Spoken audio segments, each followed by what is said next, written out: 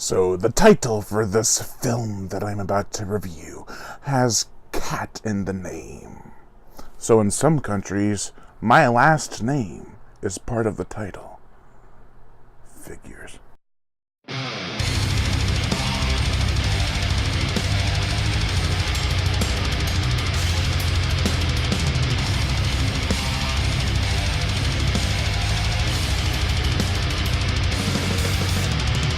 The Cat O' Nine Tails. If only the victims had 9 lives. So a blind man and his granddaughter are walking down the street when the blind man hears something. He tells the little girl to go look behind her to see who she sees. Later on that night, a facility is broken into. Nothing is stolen, supposedly. But then soon after, in the matter of a few hours, one of the employees of that facility is murdered. People think it's an accident until they look a little closer.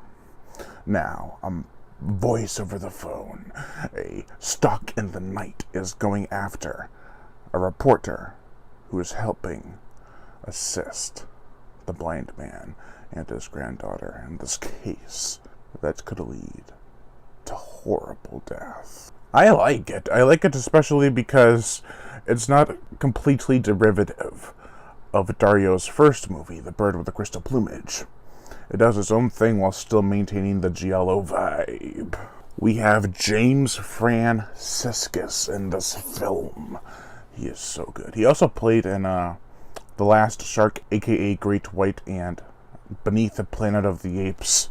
But back to what I was saying, he is so good in this movie because he's an American and he's taken out of his element and put into Italy.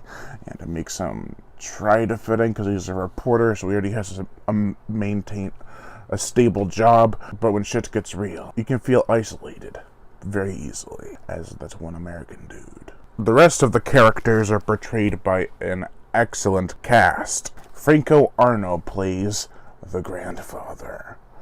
And he's really into it. Not only is he into his performance, but the character is really into solving the mystery. He's a highly entertaining character. And his granddaughter, who calls him Cookie, he and her are adorable together. Cookie! For a near 2-hour movie, this is 1 hour and 52 minutes, approximately. It runs at a pretty brisk pace. It's a tight grip on pacing, mystery, and suspense. This is a Giallo, but it is definitely an interesting one. The murderer isn't doing this out of glee or excitement. There's a financial or reputational motive behind it. There are some bedazzling sequences that are both shocking and some of them are even more visceral than The Bird with the Crystal Plumage. The gore, the effects. We get to see a man get run over by a train, but first his face goes bleh, and he coughs up blood.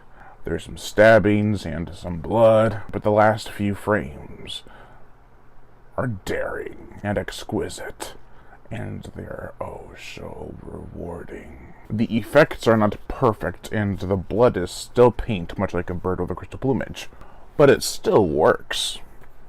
The motion picture soundtrack Ennio Morricone returns. He doesn't upstage his score from The Bird with the Crystal Plumage. However, he has composed some hip and unique music for this film.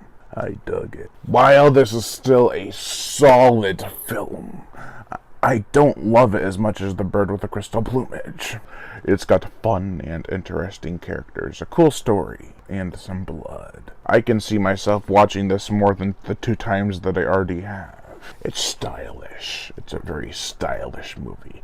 It's edgy, and I would definitely check it out. Overall, I give The Cat O' Nine Tails a 3 out of 5. Thank you all for watching, and I am Brian Gatto, host of Horror Show Entertainment. Make sure to like my Twitter and Facebook fan pages in the description below and leave comments and subscribe.